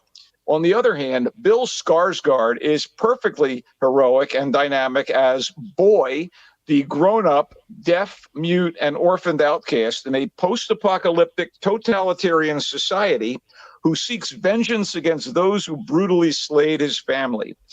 In case the movie's star doesn't ring a bell, Skarsgård is the son of renowned Swedish actor Stellan Skarsgård. He's the brother of Alexander Skarsgård from True Blood in various movies, and he's probably best known to American audiences at this point as Pennywise the Clown in the recent films adapting Stephen King's It novels. Oh. So this is a real change of pace for him. And Boy, the character, his primary target is Hilda Vanderkoy, the matriarch of the aristocratic clan that rules the land and oversees the culling of undesirables to keep the populace compliant and, I guess, under a certain number. So she's kind of a queen, president, and dictator all in one, and she's played by Famke Janssen with relish. So Boy witnessed Hilda take out his parents and sister, traumatizing the kid, who escapes into the wilds where a shaman raises him and teaches him how to kill with the intent of bringing down the monarchy. And all the while, Boy lives and fights as if he's a refugee from a video game. So director and co-screenwriter Moritz Moore keeps the melees coming as virtually every character goes berserk at one point or another. And by the way, in addition to Skarsgård and Johnson, the cast includes, believe it or not, Michelle Dockery, Lady Mary from Downton Abbey, who is decidedly not ladylike in this. Sharlto Copley of the recent action film Monkey Man and the sci-fi flick District 9 as this is the best part, as the mute boy's inner voice, H. John Benjamin, who is the lead actor in the animated TV shows Archer and Bob's Burgers. He is the voice of Archer and Bob. He is the voice of Boy's inner voice. And I have to say, if you do decide to see Boy Kills World, heed the title, There Will Be Mayhem. It is in theaters, but I know it's going to be a hoot at home when it comes to streaming at some point. This sounds like a great popcorn movie, Michael. And I want to point out a movie that I love that Bill Skarsgård had a smaller part in. And I see on the poster that the producers are involved in this film. Barbarian was one of my favorite horror films from a couple of years ago. It is excellent. Thanks for bringing it up. It is a totally worthwhile, very, very smart horror film, and one that deserves to be acknowledged. It's a better film than Boy Kills World, but Boy Kills World is fun. I mean, if you like this sort of thing, you know, there's a phrase I like to use sometimes, good of kind. That's what Boy Kills World is. But it's wearying after a point, you know, the constant barrage. Okay. Let's talk about humane. I'm hoping that we go from bloody to maybe, is humane a little bit more tame? Well, let's just start by telling you that Caitlin Cronenberg directed this. She's the daughter of the idiosyncratic Canadian filmmaker David Cronenberg, and that's the man who brought us Eastern Promises, A History of Violence, Crash, The Fly, Naked Lunch, and so on. So now Caitlin herself has directed a quirky mix of science fiction and thrills titled Humane, written by one Michael Shure. And it turns out that the strange fruit hasn't fallen far from the tree, okay? I mean, this is clearly David Cronenberg's daughter at work. Humane is one day in the life of a family unit as it is impacted by a dystopian future America that controls its population. Hey, we've got an ongoing theme here. Controls its population with a play-for-pay euthanasia program. The environment is increasingly toxic and resources are drying up. So the government is offering $250,000 to families for each person willing to end their life and thin the herd.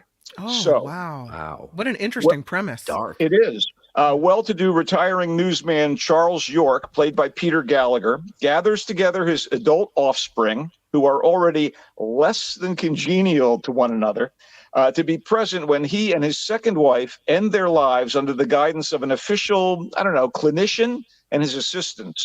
So things do not go as intended and get even more unpleasant than one might expect. So the rest of the Yorks, a son played by Jay Baruchel, two daughters played by Emily Hampshire and Alana Bale, and a granddaughter, these folks are now pitted against one another as Bob, the guy in charge of assisting in Charles' suicide, awaits a life or death decision, quite literally. So incidentally, Bob is played by Enrico Colantoni from the sitcom Just Shoot Me and the thriller series Person of Interest. And his trademark snark with a sinister edge is quite welcome here. So the social commentary isn't particularly revelatory, but it's on point for this sort of movie. And the creepy elements and the gallows humor are quite effective in Caitlin Cronenberg's hands. You know, welcome to the family business, Caitlin. Michael, I think it's worth pointing out, David Cronenberg's son, Brandon Cronenberg, also a director. And not to get too incestuous here, but Alexander Skarsgård, we were just talking about Bill Skarsgård, was in Brandon's horror film Infinity Pool. He was indeed. The wonderful absolutely. Mia Goth. Very, very true, Hal. And in fact, a very provocative movie that was. Like I said, the family business, right? You got it. These apples did not fall far from the tree. In select theaters right now, and it won't be available for streaming on demand until July 26th. But again, I think like Boy Kills World, it's the sort of movie that will play well at home. Let's wrap up the movie section of today's little culture blast with something I really loved, and it's called The Old Oak. And at 87 years young, 87 years. Wow. The great British populist filmmaker Ken Loach, who did, I believe, High Hopes and Sorry We Missed You, has made and released what he has said is his final movie. And if that's so, he has gone out in fine style with The Old Oak. A heartfelt drama about culture clash, bigotry, and charity in an economically disadvantaged northern English village that was once a thriving mining town. The Old Oak gets its name from a rundown but well-loved pub that serves as a de facto meeting place for the locals. Conflict arises between the now impoverished working-class Brits who are native to the town and the desperate Syrian refugees who have been placed there by the British government. As Paul Averty's script unfolds, TJ, the grizzled owner of the Old Oak, develops a rapport with a young Syrian woman named Yara and her family and tries to extend the hand of friendship to the newcomers. But the resentment of TJ's longtime customers is palpable, and it's going to take an extraordinary effort to combat prejudice and build a bridge between the two communities. TJ thinks he's up to it, but, there are challenges here. The actors led by Dave Turner as TJ and Ebla Mari as Yara are effortlessly naturalistic and very salt of the earth, which helps sell the ultimately uplifting narrative of The Old Oak. It's kind of a sweet goodbye from Loach, whose dark but honest movies about the hardscrabble life in the UK for the working class have not usually been of the happily ever after variety. I really love this. It's in select theaters now and will be available for streaming on June 5th. It is The Old Oak. That seems like it's right up my alley. We have a couple more minutes, so let's see if we can't talk about some of these TV series that you. Let me start with Sugar. Okay. Oh yeah. Okay, if like me, you're a fan of film noir and hard-boiled detective characters like Dashiell Hammett's Sam Spade, and I loved the Sam Spade miniseries that starred. I guess Clive Owen as the aged detective in the south of France. And if you like Raymond Chandler's Los Angeles Private Dick Philip Marlowe, the books and the movies, I recommend the new dramatic miniseries Sugar on Apple TV. It stars Colin Farrell as L.A. private investigator John Sugar. Well, that's his name. He's a flawed but noble, multilingual, weapon-savvy, movie-loving finder of missing persons. In this particular case, the missing person is the wayward granddaughter of a legendary Hollywood filmmaker played by the legendary James Cromwell. The mystery is cool, the musical score is cool, and the interspersed clips from classic movies that accompany Sugar's inner voice narration are cool. This was just so up my alley. And so is one more quick TV recommendation. And it may not be for everyone because people do Blanchett animated stuff, but X-Men 97 on Disney Plus is in fact a continuation of a very popular X-Men cartoon series from the 90s that picks up where that one left off.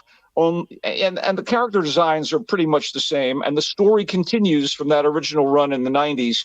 But obviously, animation technology has improved a little bit. The stories are great. They really echo the comic books for the fans. And even if you're not a comic book lover, but you do enjoy the X-Men movies that are now being folded into the Marvel Cinematic Universe, X-Men 97 with all of your favorite mutant characters, including Wolverine and Cyclops and Jean Grey, with Professor X and Magneto, the whole trip, they're all back. And there are some very exciting moments and even a little bit of emotional frisson here and there, as lives, even mutant cartoon lives, are not always going to be happily ever after in their situations. So I like that a lot. Can you give me a minute on Three Body Problem?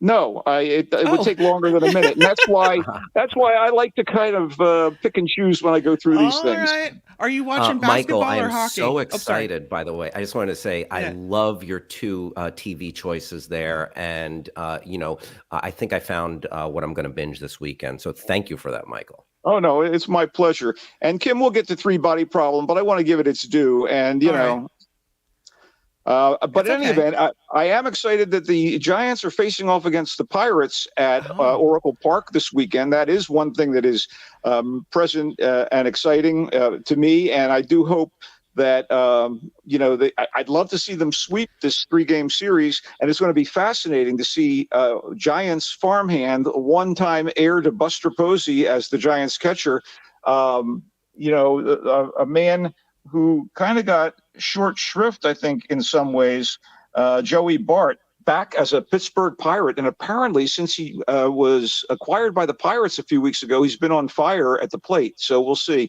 We've got Patrick Bailey behind the plate, so I'm cool with that. And we've got one of the best pitchers in baseball. Keep your Logan. eye out. Logan Webb.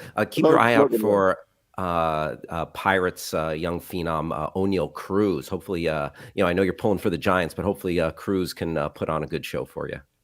I'd like to see him on cruise control personally, but I may be a guy who splits his time between Los Angeles and San Francisco, but my loyalties lie with the Bay Area sports franchises. I bleed the orange and black, and I'm excited about this season, even if the Dodgers have again stacked their lineup with $1 billion in players. It's kind of it's an economic situation, I guess. But all good. Pretty wild. Did you see the footage of, I don't know who hit the home run, but it went out into McCovey Cove, and there's all these kayakers out there waiting for balls to come out. The ball didn't even go in the water. It just landed right in this lady's lap. I believe it was Patrick Bailey.